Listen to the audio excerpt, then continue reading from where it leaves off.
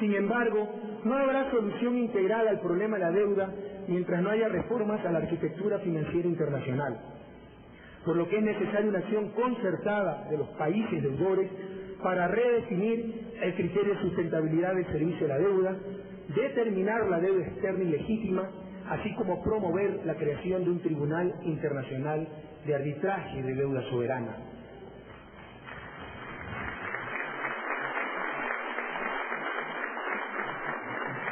Desde un punto netamente financiero, la sustentabilidad del servicio de la deuda significa todo lo que un país pueda pagar sin comprometer flujos financieros futuros. Es decir, un criterio solamente en función de los acreedores, independientemente de los niveles de bienestar al que someta ese país a su población. Un criterio de sustentabilidad adecuadamente definido debe considerar implicaciones de bienestar, como por ejemplo el servicio de deuda que permita a los países endeudados alcanzar las metas del milenio.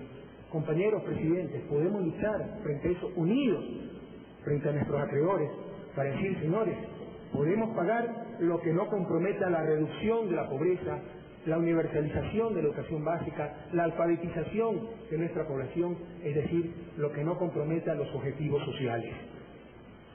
Por otro lado, existe deuda externa ilegítima, adquirida en situaciones dudosas. Gran parte de nuestra deuda fue contraída en los años 70, gobiernos dictatoriales y para compra de armamentos. ¿Por qué los pobres del país tienen que pagar esa deuda? Que no se utilizó para los fines para los que fue contratada o que ya ha sido pagada varias veces, como la deuda que no es que va a condonar, va a eliminar el gobierno de Noruega precisamente el día de mañana. Cabe indicar que esa deuda ilegítima, pagada varias veces, fue detectada por ciudadanos ecuatorianos preocupados por el problema de la deuda. Por eso no es condonación, no nos están perdonando nada, están tratando de corregir un error que se cometió. Por otro lado, luego de definir adecuadamente el criterio de sustentabilidad y lo que es deuda ilegítima, un tribunal internacional imparcial y transparente debería definir la deuda a pagar, la capacidad de pago y modo de pago de los países endeudados. Cabe indicar que en estos momentos no existe dicho tercer imparcial y los países endeudados tienen que acudir al Fondo Monetario Internacional, es decir, al representante de los acreedores. Por otro lado, mientras los países latinoamericanos deben y transfieren ingentes cantidades de recursos al primer mundo, lo cual impide su desarrollo, al mismo tiempo los países de la cuenca amazónica constituyen el pulmón del planeta, pulmón sin el cual la vida en la Tierra se extinguiría. Sin embargo, por ser el aire puro un bien de libre acceso, nuestros países no reciben la justa compensación por el servicio ambiental que generan.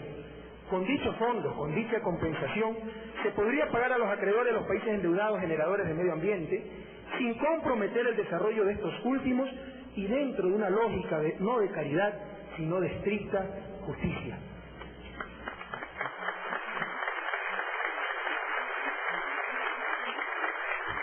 La irracionalidad del sistema del mercado es tal que no es que se paga por lo que se tiene valor, sino solamente por lo que se tiene precio, por lo que tiene precio.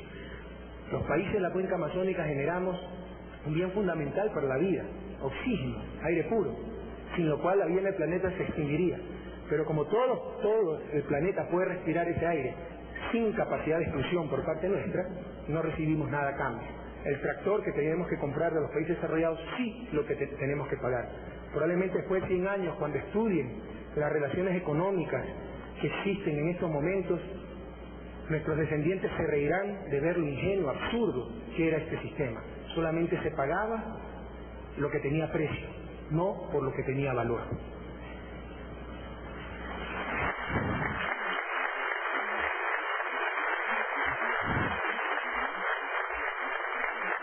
Por otro lado, los países latinoamericanos ni siquiera necesitarían de una condonación de deuda, sino de una adecuada reestructuración y financiamiento de la misma.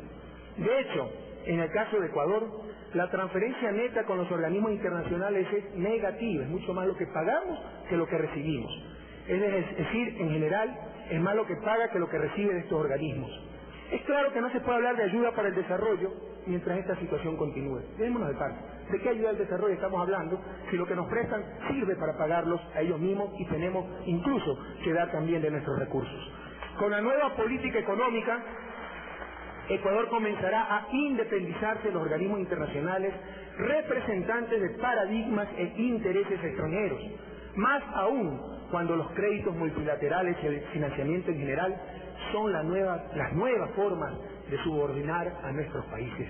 Ya no se necesitan bombarderos ni portaaviones, bastan los créditos, nos inducen a endeudarnos y después para pagarles a ellos mismos nos ponen condiciones y quieren que actuemos en función no de los intereses nacionales sino de sus intereses. Esto tiene que acabar.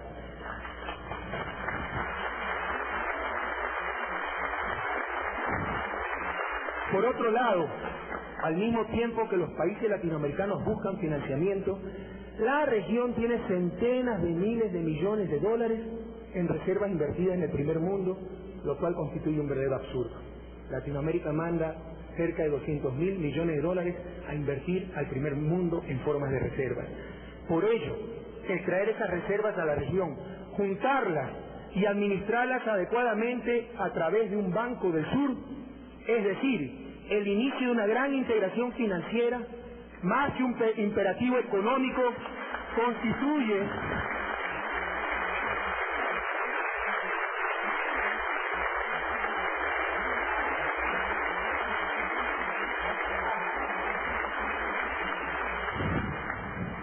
el inicio de una gran integración financiera, más que un imperativo económico, constituye un imperativo del sentido común y de soberanía. Para ello, por supuesto, deberá acabar ese sinsentido técnico de la autonomía de los bancos centrales, que, a espaldas de nuestros pueblos, envían nuestras reservas fuera de la región.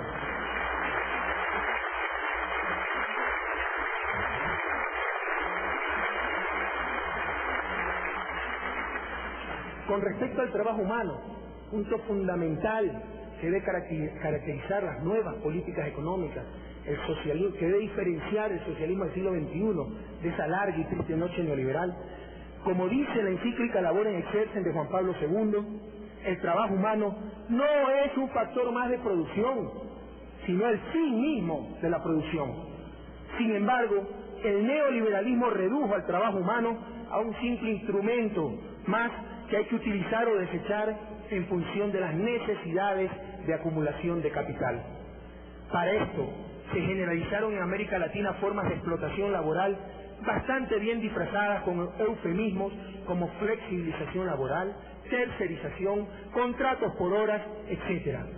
Cabe indicar que, de acuerdo a múltiples estudios, entre ellos los míos, cuando tenía la vida tranquila de académico, esta flexibilización laboral ha sido una de las reformas que menos resultados ha dado en la región, sin que exista con ella mayor crecimiento, pero sí una mayor precarización de la fuerza laboral y con ello mayor desigualdad y pobreza. Pero incluso si la flexibilización hubiere dado resultado, no podemos rebajar la dignidad del trabajo humano a una simple mercancía. Ya es hora de entender que el principal bien que exigen nuestras sociedades es el bien moral y que la explotación laboral en aras de supuestas competitividades es sencillamente inmoral.